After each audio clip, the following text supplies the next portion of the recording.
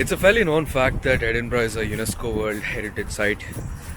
But I was just looking on the internet, and turns out that Edinburgh has more trees than the number of human beings living in this place. This is the location where J.K. Rowling chilled and wrote Harry Potter.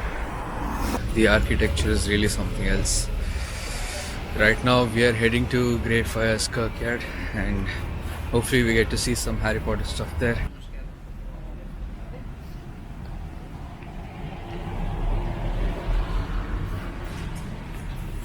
This place was actually the inspiration for Harry Potter and the Goblet of Fire, the final scene. But I also found on the internet that it was not shot here. So I don't know. It's probably just an inspiration and was shot on a set. But yeah, very much Harry Potter. There's a school here called George Heriot School, which is the original inspiration for Hogwarts. I'm trying my best to get a view of that, but I'm not able to. Every time I try, something is obstructing. And since it's a school, it's not open for public. I could have come on an open day, but again, I'm just happy I came on a sunny day. Is Hogwarts.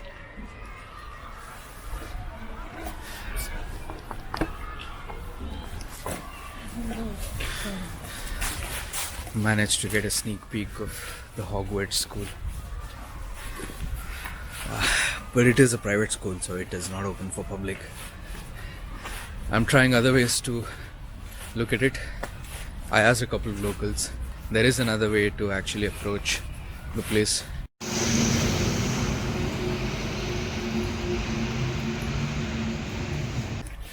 And this is a pretty huge place. I've been trying to find Tom Riddle's grave, but I'm not able to. But I did find Harry Potter's grave, so I mean, it wasn't explicitly written Harry Potter, but Potter was there. And I think that's where J.K. Rowling got her inspiration to create Harry Potter. So Greyfriars Kirkyard has its own horror stories. The story here revolves around George Mackenzie. He was a highly educated and powerful lawyer, and he was also the Lord Advocate of Scotland in the late 17th century. Sounds respectable, right? Well, during a turbulent period in Scottish history known as the Killing Time, King Charles II was trying to impose his religious views on the Presbyterian Covenanters. Basically, these were the people who were fiercely loyal to their own form of Protestantism and refused to conform to the King's preferred church. See, back then, religion wasn't just a personal belief. It was deeply intertwined with politics and power. The Covenanters believed in a more direct relationship with God without the interference of bishops appointed by the king, which was how the Church of England operated. They had signed covenants to uphold their Presbyterian faith, putting them in direct opposition to the king's authority. This wasn't just a theological debate, it was a bloody fight for control, with the Covenanters seen as the rebels. And Bloody Mackenzie was the king's enforcer. He became infamous for his brutal persecution of these Covenanters. After some kind of a battle, over 1,000 Covenanter prisoners of war were brought to Edinburgh, and they were kept right here in an open-air enclosure within the Greyfriars Kirkyard. Now imagine this. Hundreds of men crammed into a small, unsheltered space with minimal food and water for months on end. Many starved and died of exposure or were simply executed. But that's not the creepiest part of the story. When he eventually died, he is buried here in Greyfriars Kirkyard. And think about that for a second.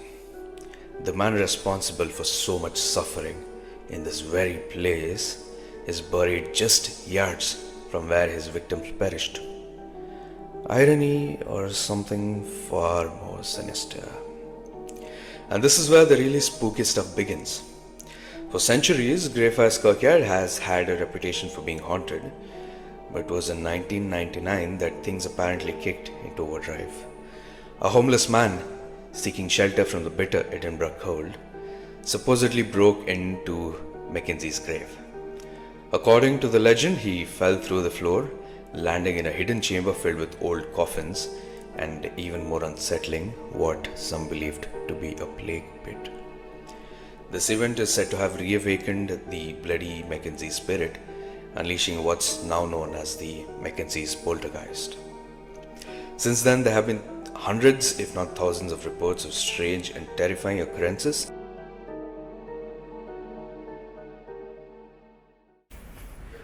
I'm just heading to Carlton Hill to view the sunset. Hopefully I can make it. I have about 26 minutes to go. And I believe the journey is 25 minutes.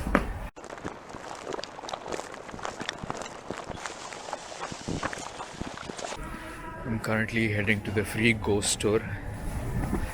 Let's see if I can find an undertaker or two.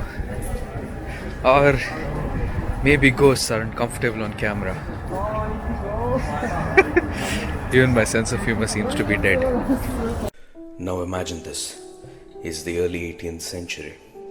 Edinburgh is a bustling, chaotic place, and justice, well, it was a bit harsh back then. So this story is about Maggie Dixon, a fishwife from Musselburgh. It's just a short distance from here. She was married, but her marriage wasn't exactly a legal one, and she ended up leaving her husband. Maggie then found work in an inn in Kelso, further south. It was there that she became pregnant, but tragically the baby was born stillborn. And because the baby was born stillborn, she had to hide the baby, because at that time there was a social stigma, and it was also illegal. Unfortunately for Maggie, her actions were discovered, and under the harsh laws of the time, it was illegal, and if the child was not presented alive, it could be categorized as infanticide. And then she was later arrested, tried, and found guilty, and the sentence was to unalive her by hanging. So on some day in September 1724, Maggie Dixon was brought to Grassmarket, which is exactly right here, and she was hanged, as was the custom, and after a sufficient period, her body was somewhat cut down and placed in a coffin, and it was ready to be taken for burial back in Musselburgh. Now here's where the story takes a turn. On the way to Musselburgh, perhaps at a pub stop, a noise was heard from the inside of the coffin.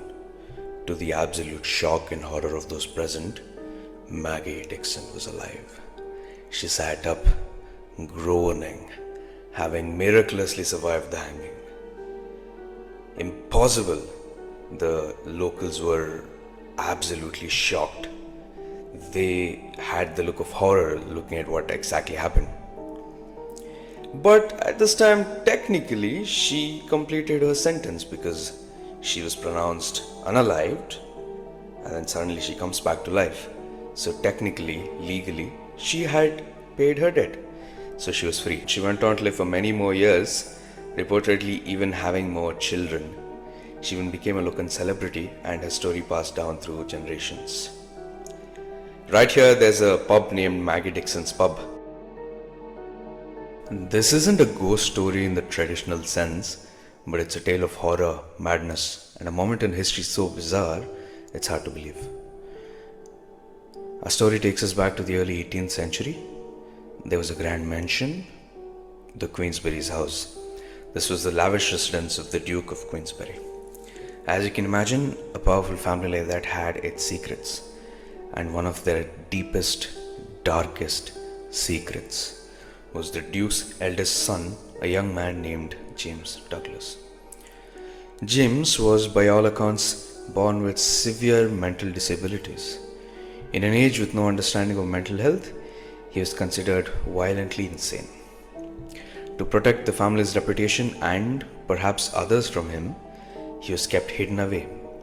He was locked in a ground floor room in the Queensberry's house and was tended to by a very small trusted staff. Now fast forward to the year 1707.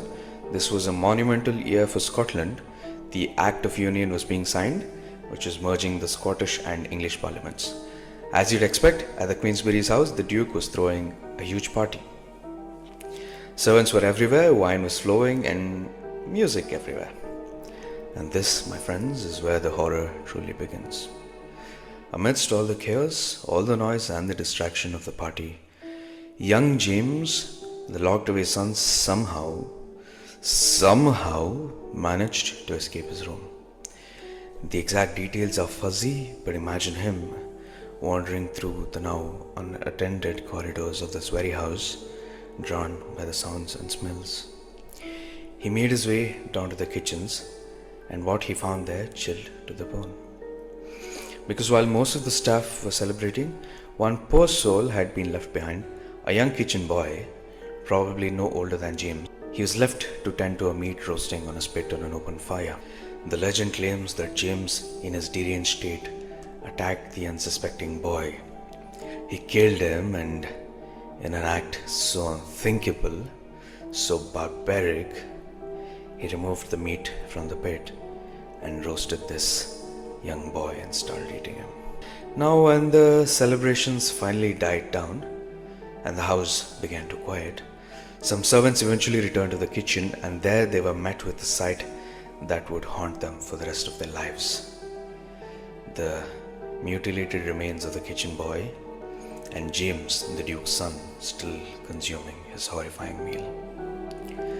The family, of course, tried to hush it up. It was a scandal too horrific to be public knowledge. James was quickly secured again, though he died a few years later, still confined. But the story whispered from servant to servant, from generation to generation. Almost 25,000 steps.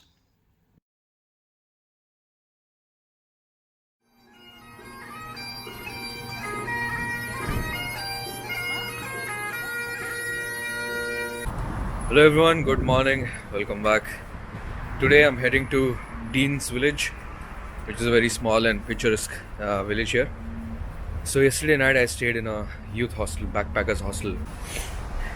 The general consensus was that the entire Scotland is very wet and rainy and all of those things. But I had a few conversations with locals and turns out it's actually not that rainy.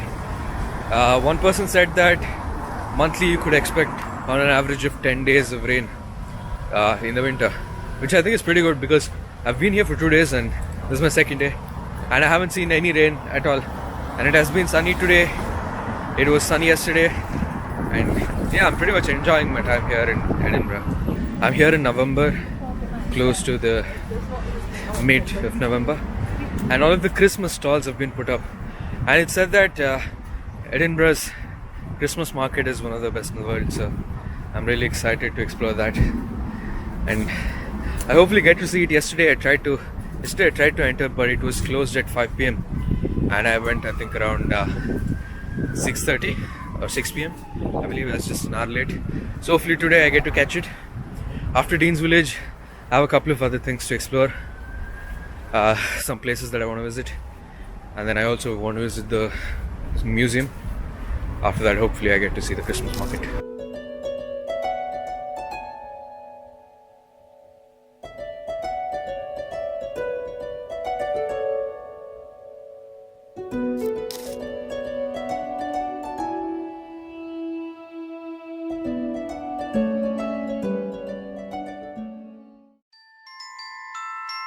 Guys, this is straight up Harry Potter. I mean, look at this. It is straight up Harry Potter. And it matches the name really well. It's called School of Divinity. And there's biblical studies and stuff like that. I mean, this isn't magical. It is indeed really magical.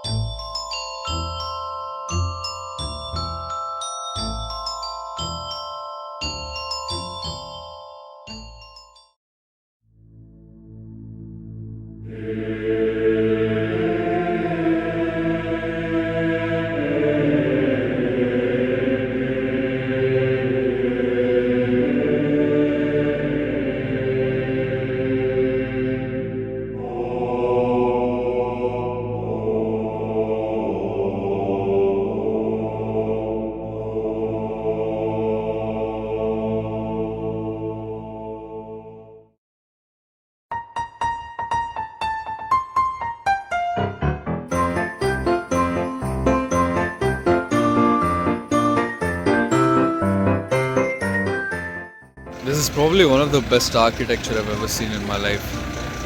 Every building here looks different, and it's so refreshing because back in Nottingham, every building looked pretty much the same, and it was very repetitive, and I've been there for a long time, which makes sense.